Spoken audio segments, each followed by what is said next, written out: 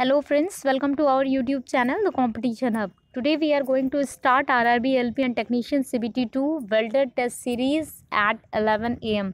जी हाँ, daily live 11 AM अब से स्टार्ट होगा, बट इधर थोड़ा नेटवर्क में इशू है जो आज और कल भी रहेगा। इस वजह से हम ऑफलाइन वीडियो प्रोवाइड कर रहे हैं आपको।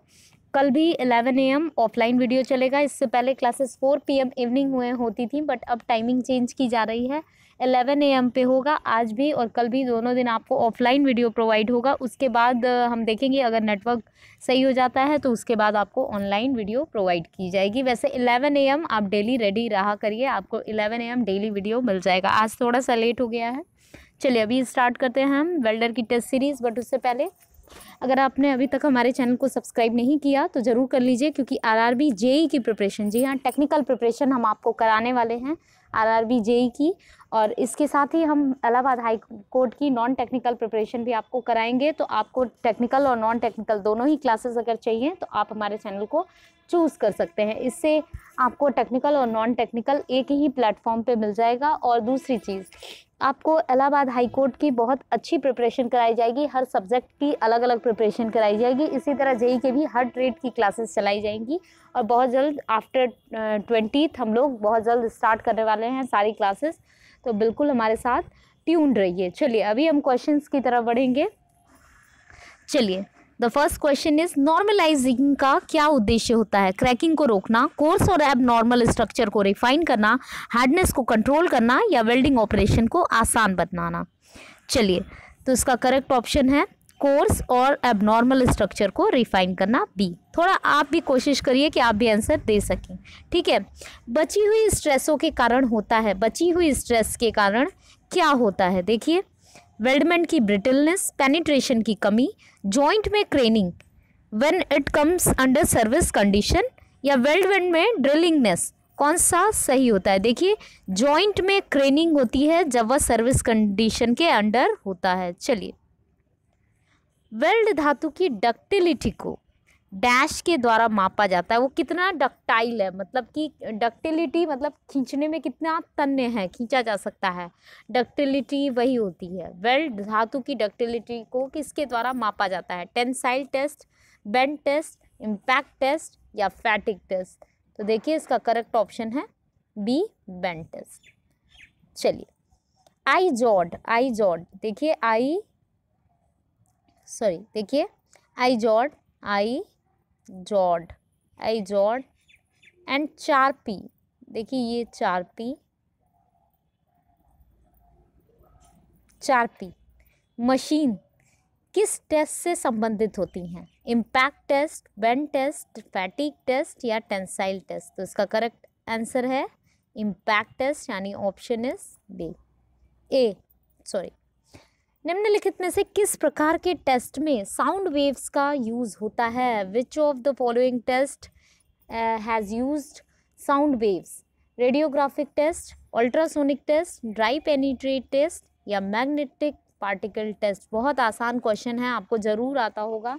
देखिए इसका करेक्ट ऑप्शन है अल्ट्रासोनिक टेस्ट। आपको अच्छी तरह पता होगा साउंड वेव्स में अल्ट्रासोनिक टेस्ट ही होता है। चलिए, गैस वेल्डिंग के लो प्रेशर सिस्टम में इंजेक्टर टाइप के ब्लो पाइप का यूज़ करने का निम्नलिखित में से कौन सा कारण है? ऑक्सीजन गैस के प्रेशर को कम करना, एसिटिलीन के प्रेशर को कम करना, बैकफायर को रोकना या एसिटिलीन गैस को ऑक्सीजन के रास्ते में जाने से रोकना। देखिए, गैस वेल्डिंग के लो प्रेशर सिस्टम में इंजेक्टर टाइप के ब्लो पाइप का यूज़ क्यों किया जाता है? क्या कारण है कि इंजेक्टर टाइप के ब्लो पाइप को यूज़ किया जाता है? ठीक है, क्या रीज़न होता है? ऑक्सीजन गैस के प्रेशर को कम करना चाहते हैं, या एसिटिलीन के प्रेशर को कम करने के लिए, या बैकफायर को रोकने के लिए, या एसिटिलीन गैस को ऑक्सीजन के रास्ते में जाने से रोकने के लिए। तो देखिए इसका जो करेक्ट आंसर है वो है बैकफायर को रोकने के लिए। The correct option is C.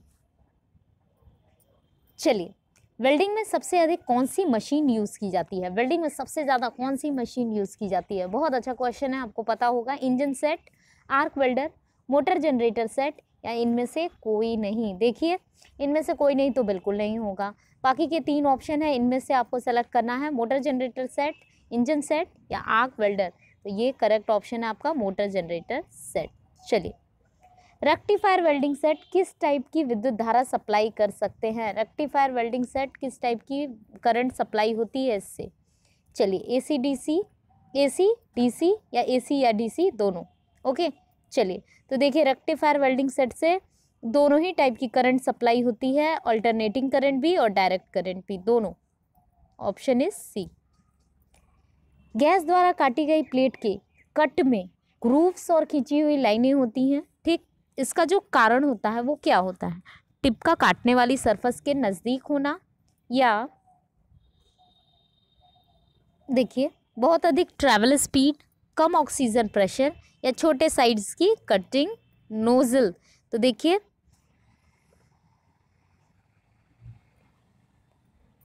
Gas द्वारा काटी गई प्लेट के कट में ग्रूव्स और खिंची हुई लाइनें होती हैं, इसका कारण होता है टिप का काटने वाली सरफेस के नजदीक होना। ओके चलिए नेक्स्ट क्वेश्चन की तरफ बढ़ेंगे हम लोग। ऑक्सी एसिटिलीन कटिंग प्रोसेस में किए जाने वाले कटिंग नोजल का साइज बेसिकली किस पे डिपेंड होता है? यानी ऑक्सी एसिटिलीन कटिंग प्रोसेस में जो कटिंग नोजल यूज़ किया जाता है उसका साइज बेसिकली किस पे डिपेंड करता है? काटी जाने वाली धातु की थिकनेस पे, ऑक्सीजन की शुद्धता पे, कट की अवधि पे, या कटिंग ब्लो पाइप के टाइप पे। तो ये किस पे डिपेंड करता है? देखिएगा ये काटी जाने वाली मेटल की थिकनेस पे ही डिपेंड करता है। चलिए correct option is A. Next, acetylene के विषय में मनुष्य को कब पता चला?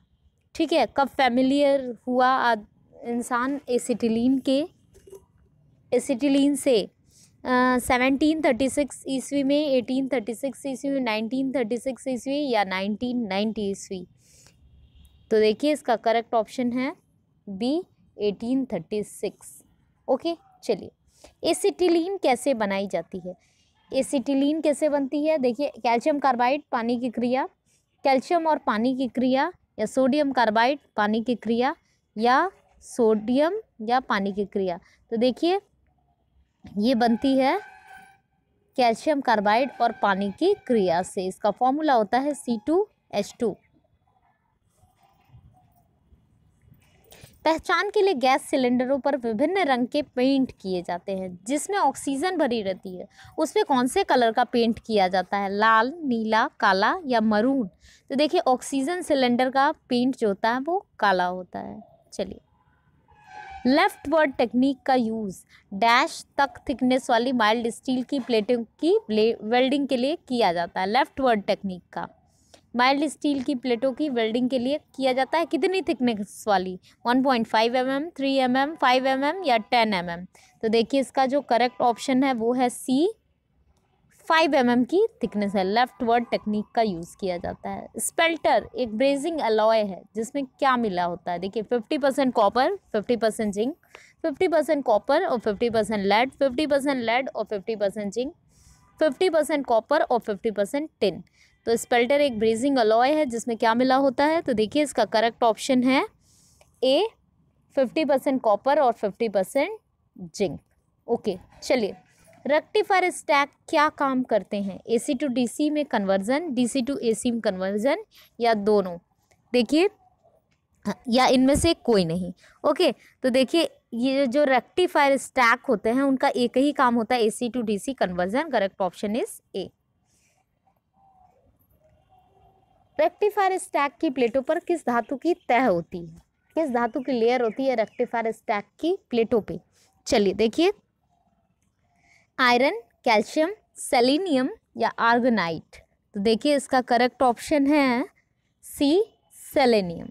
चलिए, आर्क से उत्पन्न हुई गर्मी का टेम्परेचर लगभग कितना हो जाता है? देखिए आर्क से जो हीट निकलती है उसका टेम्परेचर कहाँ तक पहुँचता है? 1100 degree Celsius, 220 degree Celsius, 1080 degree Celsius, या 3400 डिग्री सेल्सियस? तो इसका करेक्ट ऑप्शन है डी, 3400 डिग्री सेल्सियस। आर्क से जो हीट निकलती है उसका टेम्परेचर। चलिए आगे बढ़ेंगे हम लोग। Next question, electric arc welding में कभी कभी आर्क अधिक स्पैटर देती है, इसका क्या कारण होता है? High welding current, high welding speed, low welding speed, या छोटी आर्क? ठीक है, तो इसका करेक्ट ऑप्शन है ए, हाई वेल्डिंग करंट। ठीक है, चलिए नेक्स्ट, गैस कटिंग करते समय नोजल होना चाहिए। At the time of gas cutting nozzle should be कार्य को छूता हुआ, कार्य से 2 mm दूर, कार्य से 5 mm दूर, या कार्य से 10 mm दूर, यानी जॉब को टच करता हुआ होना चाहिए, जॉब से 2 mm की दूरी पे होना चाहिए, या जॉब से 5 mm की दूरी पे होना चाहिए, या जॉब से 10 mm की दूरी। तो करेक्ट ऑप्शन आप भी थोड़ा बताने की कोशिश करिए। 176 क्वेश्चन नंबर, कार्य को छूता हुआ, कार्य से 2 mm दूर, या कार्य से 5 mm की दूर, या कार्य से 10 mm। तो जो गैस कटिंग करते टाइम नोजल होना चाहिए कार्य से 5 mm की दूरी पे। चलिए next, the correct option is C. निम्नलिखित में से कौन सा नॉन डिस्ट्रक्टिव टेस्ट होता है? नॉन डिस्ट्रक्टिव टेस्ट पहले भी पूछा जा चुका है ये।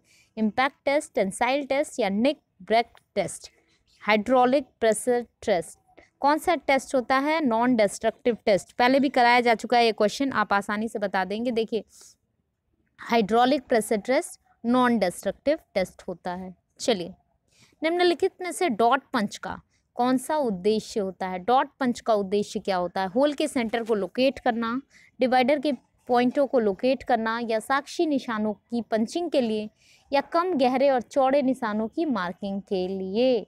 ओके, तो देखिए जो इसका करेक्ट आंसर है वो है सी, मार्क्ड जो रहते हैं उनकी पंचिंग के लिए, मार्क जो निशान होते हैं उनकी पंचिंग के लिए। नोजल की कटिंग एज को थोड़ा सा कनेक्टिविटी में बनाया जाता है, इसका क्या रीज़न हो सकता है? गोलाई वाली सरफेस को काटने के लिए, कटिंग एज के सिरों को धंसने से रोकने के लिए, या शार्प कॉर्नर को काटने के लिए, फॉर कटिंग शार्प कॉर्नर्स, या कटिंग एज को अच्छा दिखाने के लिए, फॉर गुड लुकिंग। ओके, तो देखिए इसका करेक्ट ऑप्शन क्या है? देखिए, नोजल की कटिंग एज को थोड़ा सा कन्वेक्सिटी में इसलिए बनाया जाता है ताकि क्या हो कि कटिंग एज के सिरे धंसे ना। ठीक है, तो इसका करेक्ट ऑप्शन है बी, कटिंग एज के सिरों को धंसने से रोकने के लिए नोजल के कटिंग एज को थोड़ा सा कन्वेक्सिटी में बनाया जाता है।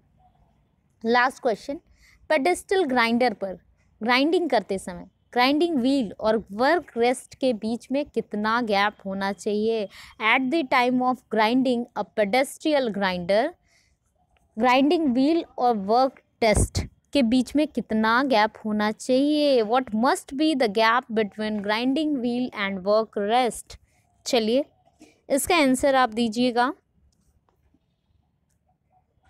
1 से 2 mm, 2 से 3 mm, 3 से 4 mm, या 4 से 5 mm। पेडेस्टल ग्राइंडर पर ग्राइंडिंग करते समय ग्राइंडिंग व्हील और वर्क रेस्ट के बीच में कितना गैप होना चाहिए? तो देखिए जो इसका करेक्ट ऑप्शन है वो मैं आपको बता देती हूँ।